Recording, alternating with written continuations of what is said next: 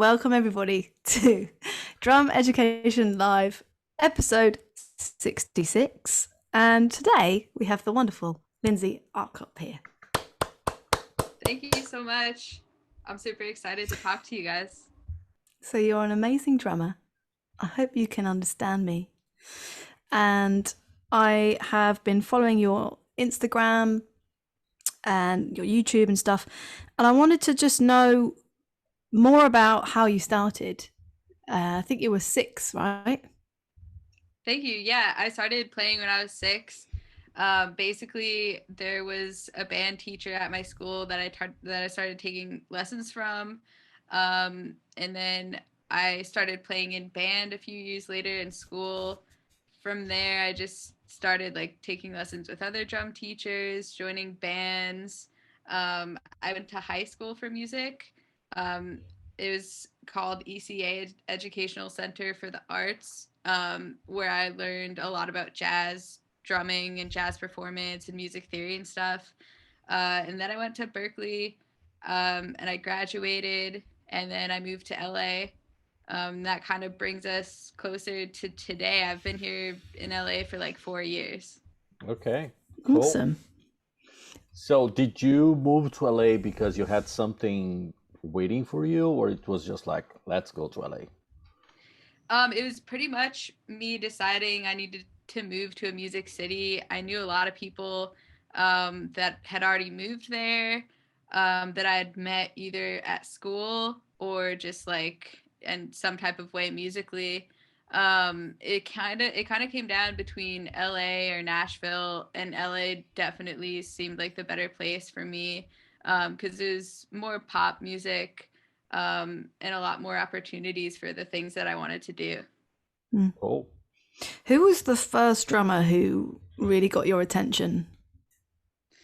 Um, I think my drum teachers in general were who I drew inspiration from the most in the beginning.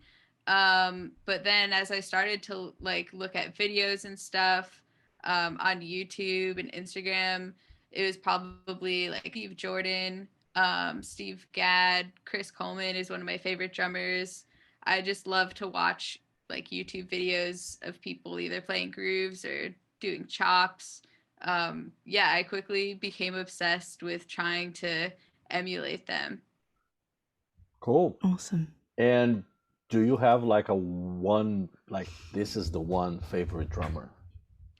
Yeah, Chris Coleman is definitely my favorite drummer. I love the way he plays. I actually know him.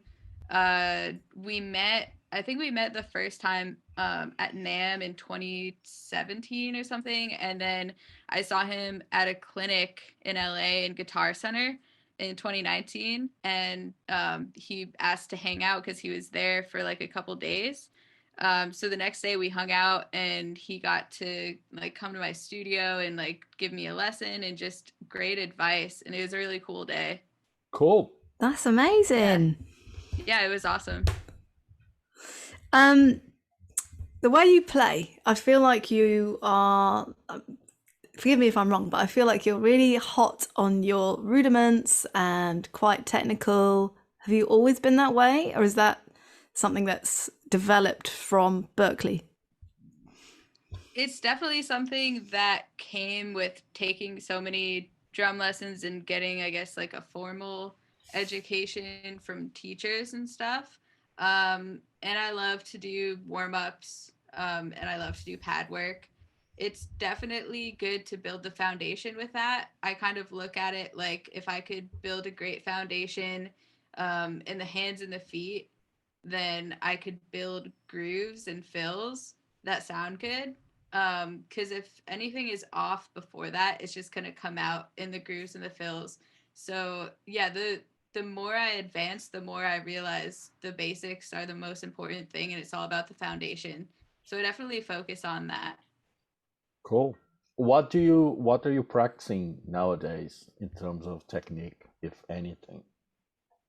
I do warm ups. Other than like my own warm ups that I create, I love to do the Rudimental Ritual by Alan Dawson, which is this really great like 16-minute warm up where you do a samba ostinato in the feet, and then the hands go through like all these different rudiments. Other than that, I try to like do different exercises. It's mostly creative based stuff that I do now though, because I'm super focused now on making my own music. So the majority of the time I'm either writing or creating or recording for my own music, and then I also do drum tracks for people, and I produce for people. I play guitar and bass, and I produce in Ableton, so I'm kind of just like making music all the time. I don't do as much practice in the way of like exercises or reading as I used to, because that was mostly what I did in school and stuff. But now, like I was saying, mostly it's creative things. Cool. Nice. Tell us a bit more about that. So you've got your song, is it Cherry Days? Out at the minute. How did this all come about, and how long did it take for you to write that song? Do you have more? Tell us everything. Cool. Yeah. I released it like 3 weeks ago, maybe now. It didn't take that long to write the song. I started with this guitar riff that I really liked, and then I kind of built it from there. After that, it was kind of like the first song that I was producing for my own music. So it took a little bit I was kind of learning how to produce by producing that song. So that took a little bit, a few months to kind of like get it together. And then I recorded like the drums, the like synth and the guitars and stuff, and the vocals. I do have more songs coming out. I'm working on finishing up my second one, so I'm trying to release that in like a month. Yeah, I'm super excited. It came about because I really just wanted to release my own music. So a few years ago, I started working on more songwriting and singing, and playing the drums and singing at the same time. I just really loved obviously playing the drums, but I wanted to be more creative in terms of songwriting and doing my own music. I think most drummers, especially the people that I went to school with, were always so focused on like getting the big gig, and like building that. And I kind of moved to LA at first, feeling like, well, that's what I have to do. I'm a drummer. I have to just get the big gig. But I realized I didn't really want to do that as an entire career. I really just want to do my own music and be more creative. That's a really interesting point. Did you wrestle with that idea of, oh, that's what I should do, but actually this is what I want to do? Or was it just an easy decision? I definitely wrestled with it at first because there wasn't really a blueprint for it. Like there was so many drummers that I knew where it was like, okay, like they took this path or that path. They have the big gig, or they're a studio drummer, or they're like a music educator. But there wasn't really a path to be an artist and to do the vision that I had, that exactly aligned with what I was trying to do. So I couldn't really envision how that would look like or what the path would be. So it was definitely hard to kind of decide to commit to it and decide how exactly that's going to look. And at the end of the day, it kind of is being shaped every step I take.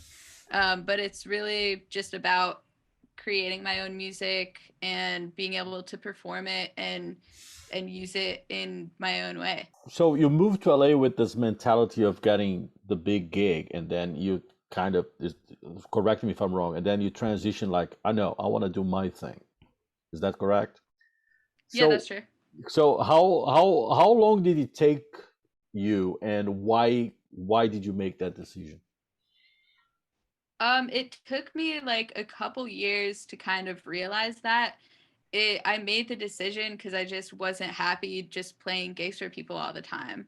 It just didn't fulfill me. I didn't get excited about playing other parts that were already written that sometimes I wasn't even really into. And it was kind of this moment where I realized I I'm putting like so much work and energy into doing this. I might as well do what I really want to do. But at the same time, like I loved teaching drum lessons, which I still do, and I still play gigs depending on like what they are. But the difference is now my main focus is my own music, and I'm pretty much on that path instead of trying to, do something else. Cool. Terri? So, do you have any tips for drumming and singing at the same time? Because I imagine I've tried to do it, but I find it really difficult with breathing and using my limbs. How do you do it? Give us some advice. Yeah, it is really hard. Like when I first started doing it for real and practicing, I was like, oh, like this is why most people don't do this, because it's so hard. But it's like anything else. It just takes practice. I think you could start by just like playing a simple groove on the drums or a song that has a simple groove and try to sing along with that. I find that I could only concentrate fully on one thing at a time. So if, my strength is drums, then I'm going to focus more on singing usually. And it kind of goes back and forth. It's just like if you're drumming, your attention goes from, am I on time? Like, how's my mix? Is my bass drum loud enough? Am I like falling ahead or behind? Like, it just kind of adds another layer to those questions. Like, am I on pitch? Like, am I singing the right lyrics or whatever? So yeah, it's kind of just adding in another element. And another thing is I try to practice both separately. So if I could really get the vocals down and nail it by themselves and then practice the drums and nail that by themselves, then I could combine them a little bit easier. Otherwise, it's kind of overwhelming. And sorry, just to pick your brain a bit more, why not? What about for gigs? Do you think you're gonna are you gonna be using in-ears, and are you gonna just want vocals in there? Like, have you thought about how that's gonna change for you in what you're used to and what you're hearing? Can I add another question? Are you Yeah, gonna for play sure. Are you gonna play gigs playing drums and singing, or are you gonna go up front and sing? Ooh, yeah. Yeah, I'm definitely gonna play drums and sing at the same time. Here when I practice, I usually like to just have the vocal mic on. So, because the vocal mic still picks up the drums, maybe like a vocal mic and a kick drum. That's what I've been usually doing. I just had a live video recording with my live band, and which we recorded like a live version of Cherry Days that's coming out soon. And that was really cool because it was also like at a different studio, so I had the chance to kind of just get into a situation and try to play no matter what the situation was. And yeah, it was kind of the same thing. I did have drums in my in-ears too, but I had vocals, and then like guitar, bass, and synth. So yeah, it's kind of just adjusting depending on what it sounds like in the room and who's playing. For live shows, I definitely want to play drums and sing for most of it. I still have to put out more songs and create a live set and everything, but I also want to have at least a few of the songs be like either playing guitar and singing or just singing by themselves. Okay, and if you do that, are you gonna have a drummer with you?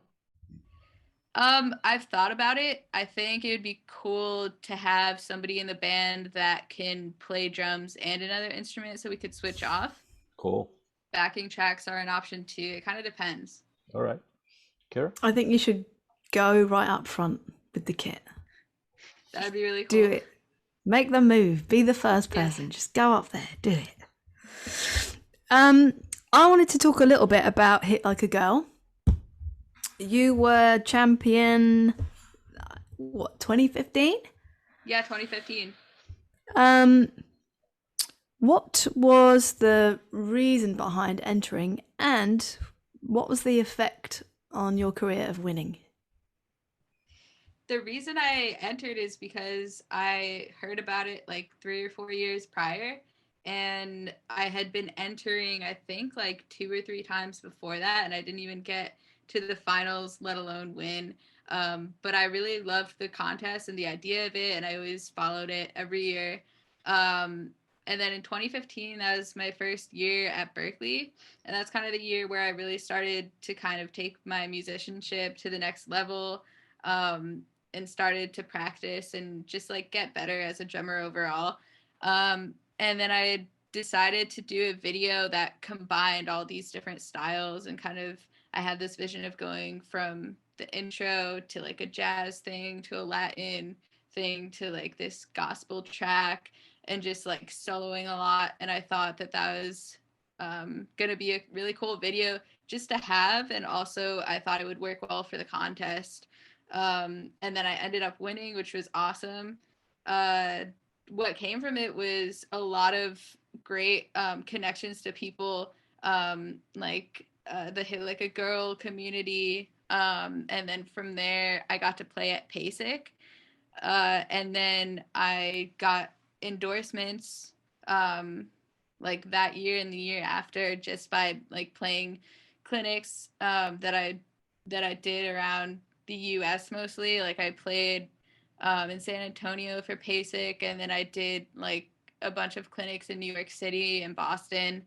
And then yeah, from there it was really cool because it was kind of just this bump to my career in general. And yeah, it gave me the confidence to do more things in drumming and to build, which was really cool. Nice. In terms of the clinics, what approach do you take when you do a clinic, if you have a specific approach? Yeah, I usually decide what to play. I start out playing like a few songs, and then after that, I like to just open it up for questions. Sometimes, I mean, if nobody has questions, there's always things that I could teach them and talk about. And in that case, it's usually things like how to apply rudiments to the drum set, or how to create a drum solo from a melody, or like something that anybody can understand and take to their own level. Because when you do a clinic, everybody in the room is at a different level. So that's kind of the approach that I take at that point. But usually I find like if a bunch of drummers go to a clinic, they always have questions, and then the discussions open up from there. So have you ever thought of incorporating the drumming and singing into a clinic? Yeah, for sure. I haven't done clinics in like 2 years because of COVID. So I haven't like had that prepared, but definitely I'm gonna be doing that in the next clinics that I do. Cool. Kira.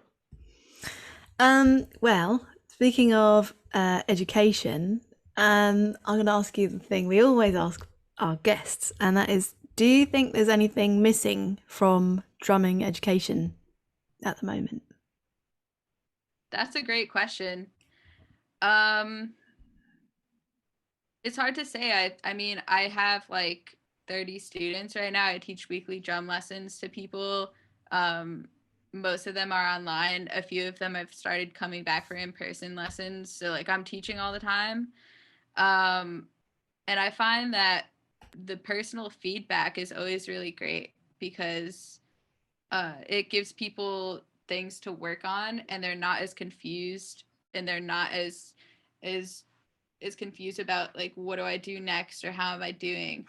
And I think when it comes to online videos, they could be really helpful. But if you're just using that, you don't have any feedback, and you don't have any way to kind of organize your goals. So I think in general, like if somebody's gonna do lessons online, just try to supplement that with private lessons, or some type of way that you could get feedback. I'm not sure like what could be really missing other than that. I think that's very important, feedback. And YouTube videos are amazing, but there's no feedback on YouTube videos. Mm-hmm. Yeah.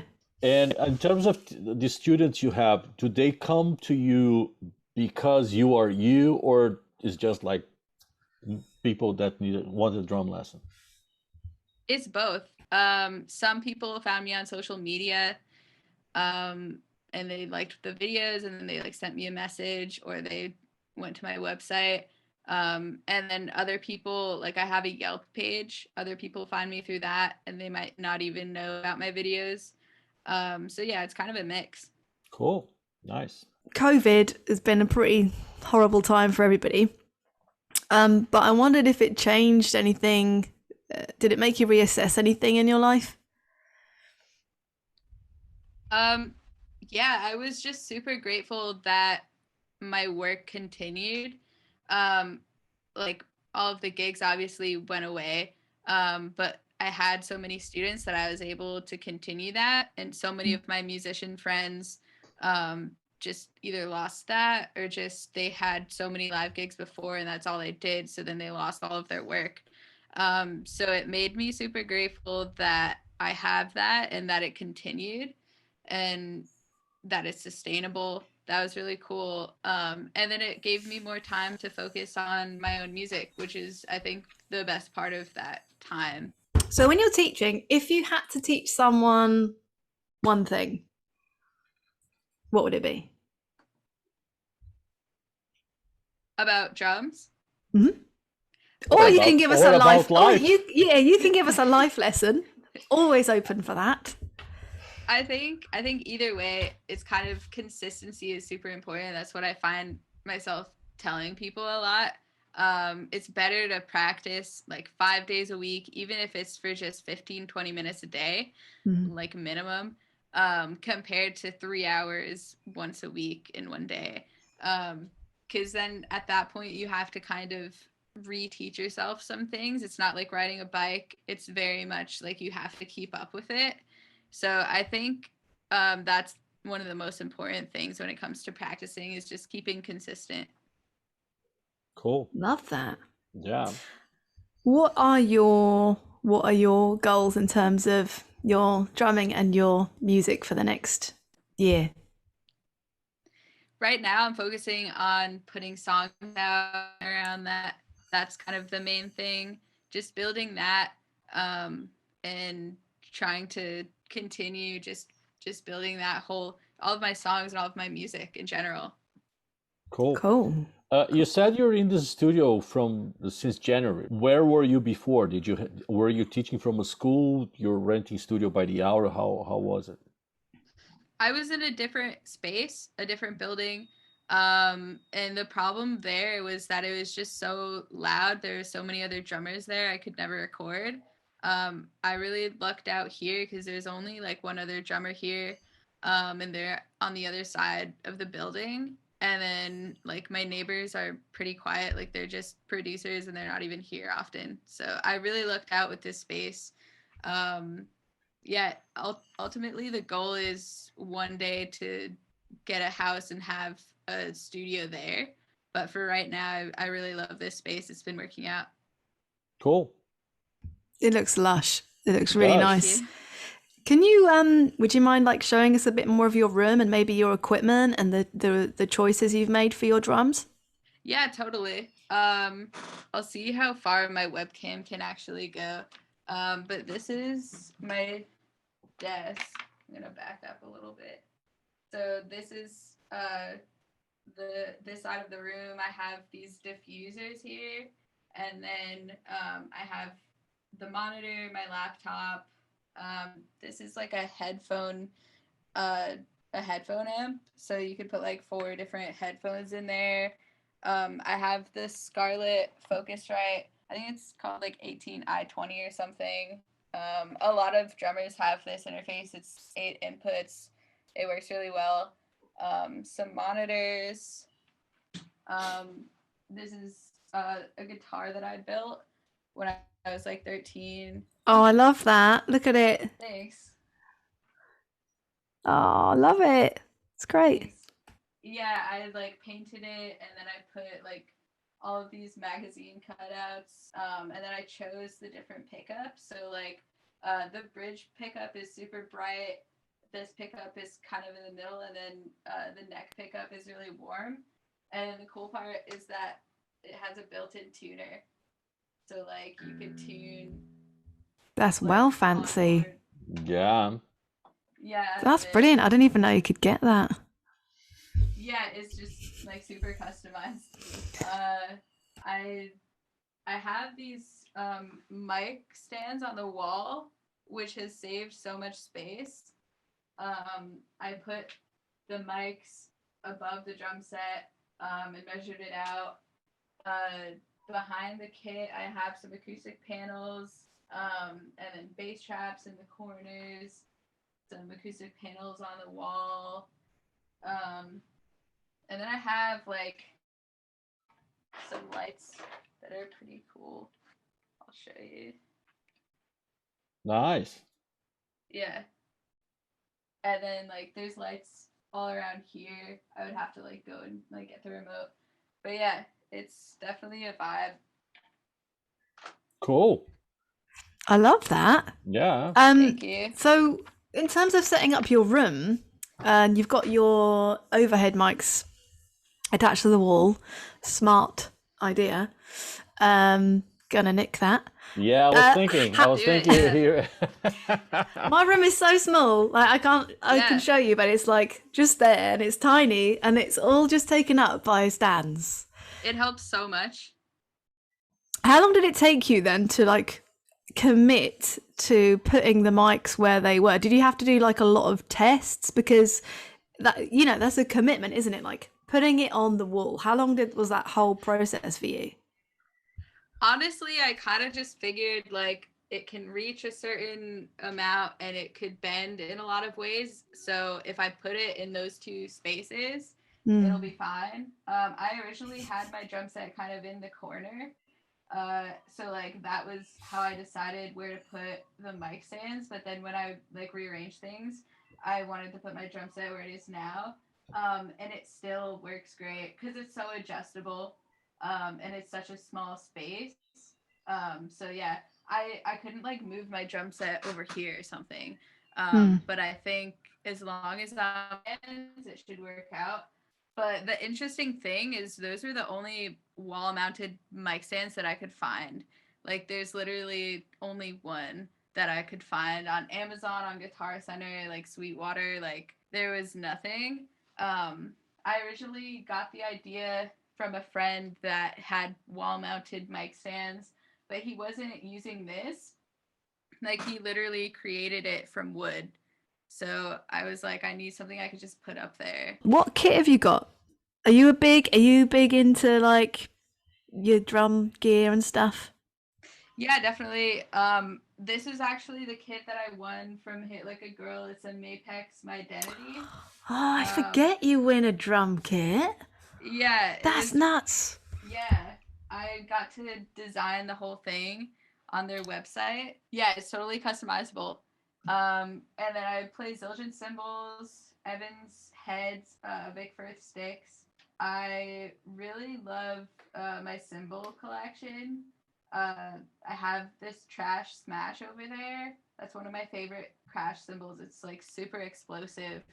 I have a bunch of different ride cymbals. I have those fat hats over there, which are pretty. They had the prototypes made. Yeah. And then I just really loved the way those sounded. But yeah, that's like my basic setup. I forget what those mics are called. I think they're like Shure PG 108s or something like that. They're like really great for overhead condensers. And then I have Audix i6s for the toms.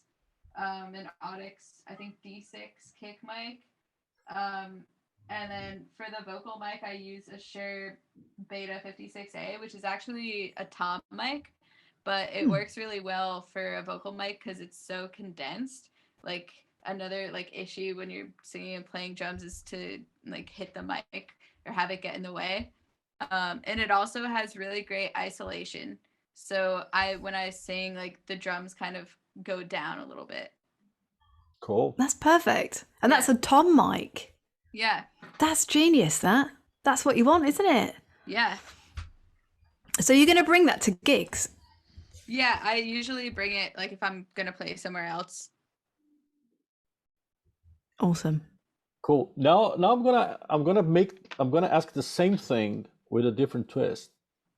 So you said there are people who hire who come to you for lessons some that know you, some that don't, about tracking drums for other people.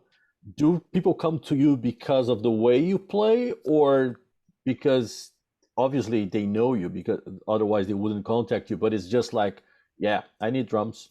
I think again it's both. The main thing when I'm playing drums for other people is like I kind of have a little bit of a unique sound on drums, so like I'd like to make sure that they like how that sounds, because obviously that's going to be the result. Like nobody should come to me if they want, you know, like heavy metal double bass, because I don't do that. um but yeah, most people like watch my videos before they hire me. If they found me, then they probably found me because of social media. um or if I'm like recommended to them or whatever, I'll send them videos so they can check it out. But yeah, it's usually that they need that type of sound. It's amazing that you create your own signature for teaching and recording. That's amazing. Yeah, definitely. I think it's always important to be yourself and not try to like mimic other people, because that's already covered. And if you try to do that, you're always just going to be frustrated and second best. Exactly. 100%, 100%. That's why I like your stuff, because it's like, it's so like you. It's like your red room. It's the stuff that you like to do. It's good. Is the Thank you. red room, red drum kit, red lipstick, everything? Yeah, It's good. it's consistent. It is. It is. I wasn't going to ask this, but I'm going to go there. Why not? Have you ever had any flack about being a female who happens to play drums? I mean, a little bit. I think I dealt with it a little bit at Berkeley. Like after I won the Hit Like a Girl contest, like there were definitely a few people who were like, "Oh, I wish I was a girl so I could have done that," or like, "Oh, like I'm gonna get a sex change so I could do that because like I totally could have won that," or like just comments like that. Like a lot of them. Um, Other than that, I mean, it's not that bad. I've heard like horror stories and stuff about people dealing with a lot worse. But I think in general, it keeps getting better. Like the community keeps getting better with drummers overall, and I see more and more female drummers, and I think less of those comments, which is kind of where we have to go. True. I agree. But then I'm gonna ask you, because I'm a little bit older than everybody else on the planet. So let me ask you this: there's the one thing I have been getting for quite some time of female students is when they wanted to play drums and they said to their parents, "I want to play drums," and they were like 10, 12. Parents would say, "Nah, that's not an instrument for a girl. If you want to play the piano, fine. If you want to play the guitar, fine." How was it when you told your parents, "I want to play drums," or you didn't tell, you just started playing? They were really supportive. I was at a music shop with my dad when I saw a drum set, and I was just like, I want to play drums, and he got me a snare drum, and that's how it started. And then my mom, when I came home, she was like, "We have to take lessons if you want to do this." So both of them were supportive in their own way. Thankfully, I never got any like pushback from wanting to play drums, which is great. And was there kind of a pushback when you decided to become a professional? Actually, when I wanted to become a pro musician, my parents were like, "Well, you should just be like a band teacher. Like, why don't you just go to like a state school and, you know, just become a band teacher at like a public school? Like, that's like the safe thing to do." Which I understand why they thought that. They just wanted to like provide for me and make sure that I could like provide for myself or whatever. But I really had to be like, no, I don't want to do that. I wouldn't be happy doing that. I really want to do this. I want to, you know, be a pro musician. And I wanted to go to Berkeley because those were the best drum teachers there and the best opportunities. And I think they understood that eventually. and they were supportive of it, and I showed that I put in the work and got a scholarship, and I think if anything it kind of pushed me to prove myself more. Excellent. What was your biggest takeaway from Berkeley, would you say? I think just overall it was super inspiring, and to be around people that had the same aspirations and just have this perpetual growth. The biggest thing I learned was that it takes really hard work and really hard practice to accomplish anything and to be a great musician, and that never ends. So I think in general I just learned how to get better and how to, for a lifetime, just grow. Nice. Thank you so much for coming on here and talking to us. Yeah, of course. What would you say to your younger self? I think I would say keep going and don't stop believing in yourself, and just do what you want to do. Don't do anything because anybody wants you to do it, or even just get a different idea of what you want to do based on another person's opinion, which I think that I've always kind of known, but if I could just push that further, then I would. I think that's super important. Cool. Do you think you would have put out music sooner then, in that sense? Do you wish you would have done that earlier, or are you happy with the timing? It's interesting because, like, in some ways I think that I could have, but like in another way I think the path that led me here today was the exact route that I had to go. Like, I spent a lot of time kind of like working on a lot of different genres of music and focusing on drums alone. But now that I kind of like have jazz chops a little bit and have like other influences, I kind of created this sound that just is like really cool. And I don't think that I would have arrived at this sound if I had just been like, I want to put out like pop music. I think I would have not been as good of a drummer, and it kind of just defines who I am. So I think the path kind of led me here. Drop the mic. Yeah, boom. Thank you you. so much. That was great. It was amazing.